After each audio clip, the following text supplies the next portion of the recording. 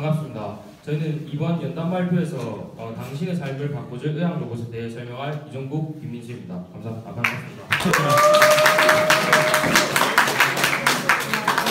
많은 꿀님들도 아시다시피 요즘 사회는 IT와 로봇 개발이 뜨거운 시기인데요. 저희는 그 중에서도 의학 로봇에 대해 강연해보겠습니다.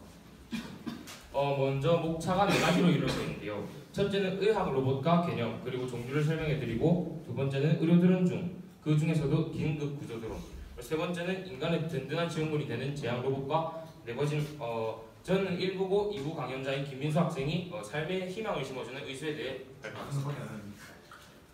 먼저 의학 로봇은 무엇인가? 많은 분들이 의학 로봇이라 생각하면은 그냥 막 수술을 하고 그런 로봇인 줄 아는데, 사실 의학 로봇의 정확한 개념을 설명드리면 각종 의학, 의료기술, 그리고 빅데이터를 바탕으로 각종 치료와 신약 개발, 연구, 질병 조사, 그리고 긴급 후속 및 구호품을 조달하는 다양한 로봇입니다. 그리고 수술 연구뿐만 아니라 긴급한 환자를 발견하고 탐색, 그리고 아마존 오지 등의 비교적 열애된 그런 지역의 전염병 및 생태 환경을 조사하는 로봇입니다.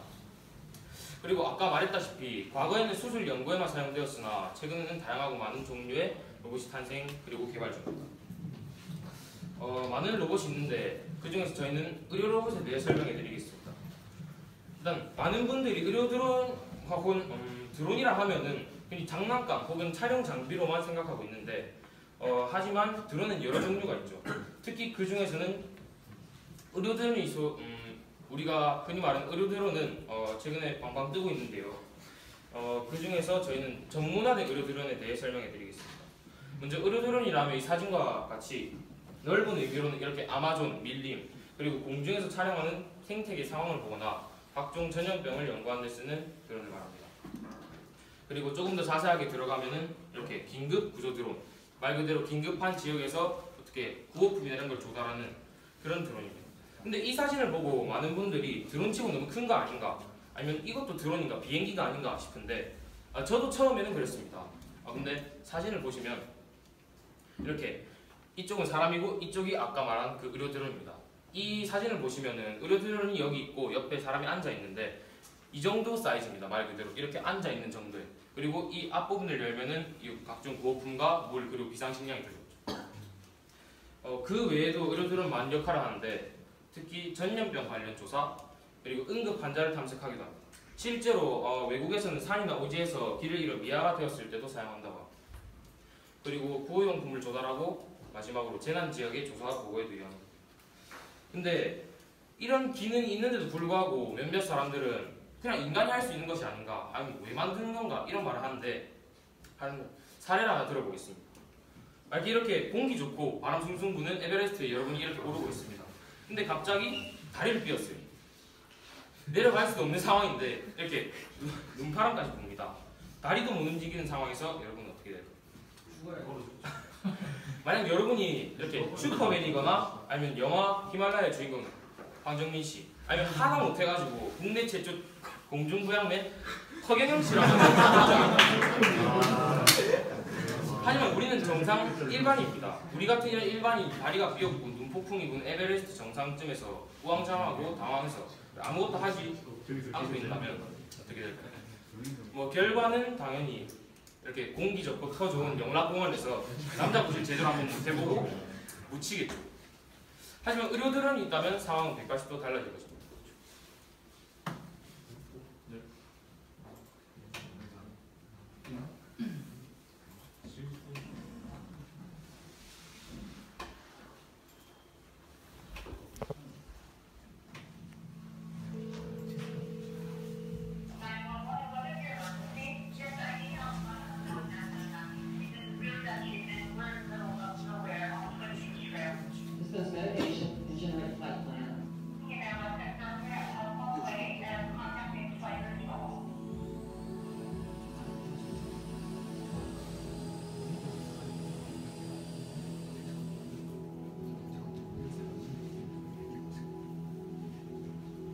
Routing medical drone, all clear. Flight times green in.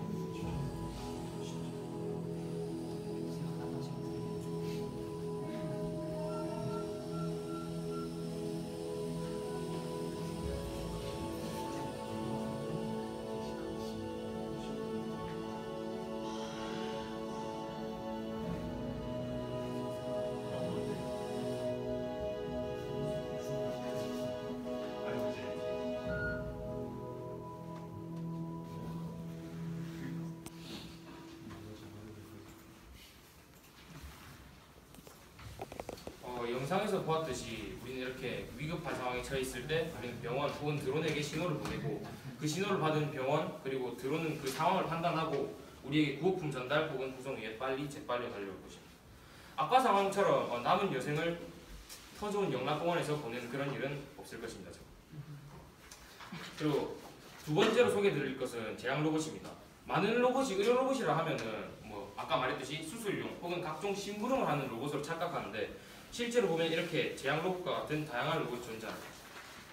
제약 로봇이란 의약품을 개발, 생산, 그리고 검토하고 약을 제조하는 다양한 방법을 기존의 제약 방법과 그리고 각종 약학 지식을 이용하여 약을 만들기 위해 생산된 로봇이라고 말하고 최근에는 예를 들어서 어떤 환자가 있는데 뭐 희귀한 병에 걸렸다 혹은 뭐 특이병에 걸렸다 이럴 때 우리는 의사의 판단이 아닌 좀 더 빅데이터를 가지고 있는 로봇을 이용해서 환자의 특성과 상황을 고려하여서 각종 데이터를 바탕으로 약을 제조하는 로봇이라고도 말합니다. 최근에 이런 많은 제약업계 관련자들도 제약 로봇에 관심을 두고 있는데 이렇게 제약업계 인공지능 로봇 도입, 신약 개발, 의약품 조제, 효율 개선 이런 기사와 그리고 또 이거는 이 제약 로봇에 관심이 뜨거워지자 제약주의 테마주가 쭉쭉 올라가고 또 IT 기술을 경비한 제약사들이 로봇까지 넘보는 상황까지 나옵니다. 하지만 이런 많은 관심과 개발 가능성을 봄에도 불구하고 몇몇 사람들은 그냥 인간이 만들 수 있는데 왜 개발하는 거야? 이런 식으로 말합니다. 근데 사실 한번 보시면 제약을 하려면 일단 기본적으로 과학식을 이 정도는 뭐 외우고 이해해야 합니다. 그리고 뭐 가볍게 이런 식부터 좀 나아가서 뭐 이 정도의 식 그리고 조금 더 복잡하고 특이한 병이다. 그럼 뭐 한 이 정도의 식 정도는 이해하고 외우면 뛰어난 효과를 만들 수 있습니다. 근데 또 우리의 불편러들은 계속 받아칩니다. 저 정도는 외우고 이해할 수 있지 않는가? 만약에 근데 여러분이 그런 상황을 보면은 그냥 안쓰러운 눈빛으로 지나쳐 주시면 감사하겠습니다. 실제로 전 세계에 존재하는 약은 뭐 한 개, 두 개도 아니고 100개도 아니고 수십, 수만 개입니다. 근데 그런 수십, 수만 개의 약들을 제각기 다른 제준식을 가지고 있는데 그거를 수만 개를 복잡한 식을 다 외우고 이해한다. 아직은 그런 사람은 우리나라가 아니라 전 세계에서는 태어나지 않은 것 같습니다. 그런 이유로 우리는 제약 로봇의 개발을 추진해야 된다고 생각합니다. 그리고 또 한 가지 이유가 더 있는데 실제 이 사진은 외국의 제약회사에서 연구소에서 연구를 하다가 한 연구원이 실수로 툭 떨어뜨렸는데 그게 커지고 기름에 불이 붙고 이래서 이렇게 타 들어가는 연구소 장면입니다. 그리고 또 심지어 앞의 사진과는 다르게 매우 위험한 소재를 사용해서 실험하다가 사고가 난다면 이 정도 폭발은 아니더라도 소규모 마을 정도는 터질 수 있을 정도로 큰 그렇게 피해가 있을 것입니다. 하지만 제약 로봇은 다르죠. 이렇게 제약 로봇은 빅데이터를 바탕으로 많은 경우의 수를 분석하고 또 화학식을 조합하여서 보다 인간보다 안전하고 더욱 효과적인 약을 만들고 이렇게 또 보시다시피 정교하고 튼튼한 팔다리를 이용하여서 사람과는 비교도 안 될 정도로 정교하게 만들고 심지어 이렇게 튼튼하고 신속한 인처리를 하며 더욱 속도감 있고 안정감 있는 제약을 할 수 있습니다. 이렇게 많은 이유로 장점으로 많은 사람들은 제약 로봇의 적극적인 개발을 추진합니다. 이상으로 1부를 마치고 2부에서 김민수 학생의 의수에 대해서 발표하겠습니다. 감사합니다. 학생이 멀리서 인간들에게 도움을 주는 의료로봇에 대해서 설명했다면 저는 신체에 직접 결합하여 우리에게 도움을 주는 의료로봇에 대해서 설명하겠습니다. 을수란 상지의 절단지에 장착하는 것입니다. 이때 상지는 팔꿈치, 팔, 손을 뜻합니다. 을수도 긴 시간 동안 이어진 발달 과정이 있습니다. 저는 그래서 이 발달 과정을 중점으로 발표를 하겠습니다. 다음 사진은 현존하는 최초의 을수입니다. 왼쪽은 프로토타입, 오른쪽은 가장 오래된 진품 을수입니다. 괴츠폰 베를리 힉맨이라는 1480년에 태어난 신성로마 제국의 기사이자 용병은 젊은 시절 전쟁에 참전하여 한쪽팔을 잃었습니다. 한쪽팔을 잃고 그다음 원래 다른 기사들은 목숨을 걸고 하기 때문에 두 손이 달린 다른 기사들과 싸우면 지면 바로 죽기 때문에 그런 위험함이 있기 때문에 바로 은퇴를 하게 됩니다. 하지만 이 괴츠폰 베를리 힉맨이라는 사람은 그는 대장장이에게 을수를 부탁한 뒤 을수를 장착하고 전쟁터에서 검을 쥐고 그냥 전쟁터를 누비면서 영웅이 되었습니다. 그래서 그런 이유로 붙여진 이름이 무쇠손의 배치입니다. 근데 이 을수에서 보면은 용수철과 톱니바퀴가 매우 정교하게 들어가 그 독일의 그 과학기술, 높은 과학기술의 특징이 예전에서도 그 지속되었음을 알 수가 있습니다. 을수가 발전하게 된 계기. 세계 2차 대전 이후 전쟁으로 많은 장애인들이 발생하여 을수가 필요한 사람들이 많이 발생하였습니다. 그래서 그 을수를 그 사람들에게 보호하기 위해 많은 발전 과정이 이루어졌는데요. 그때 이 을수는 외관만을 중요시하여 그 효율적인 면, 그 기능적인 면에서는 지금에 비해서 엄청나게 동떨어진 것을 볼 수 있습니다. 그리고 또 뜻대로 움직이지 않는 단점이 또 있었습니다. 2014년 스위스와 이탈리아 공동연구팀이 최초로 촉감까지 느낄 수 있는 을수를 만들어냈습니다. 이것을 가능케 하는 을수의 원리에 대해서 알아봅시다.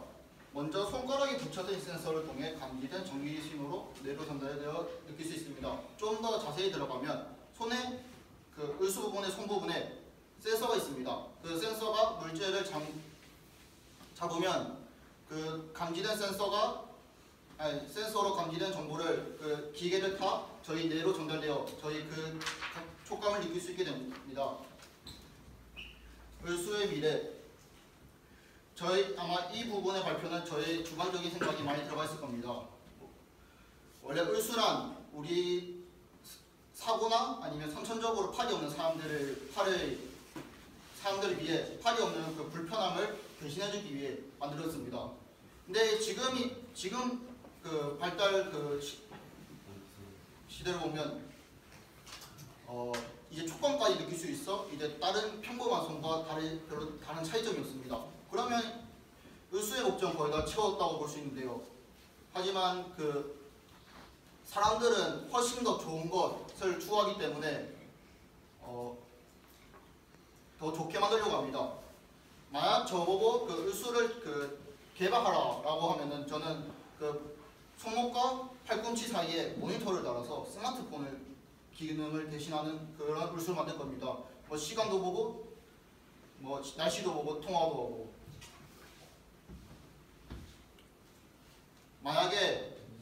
우리가 만약에 팔다리가 다 지금 다 달려있지만 나중에 사고로 팔을 잃을 수 있습니다. 그때 고민하지 말고 을수를 장착해보는 것이 어떨까요? 이로써 저의 발표를 마치겠습니다.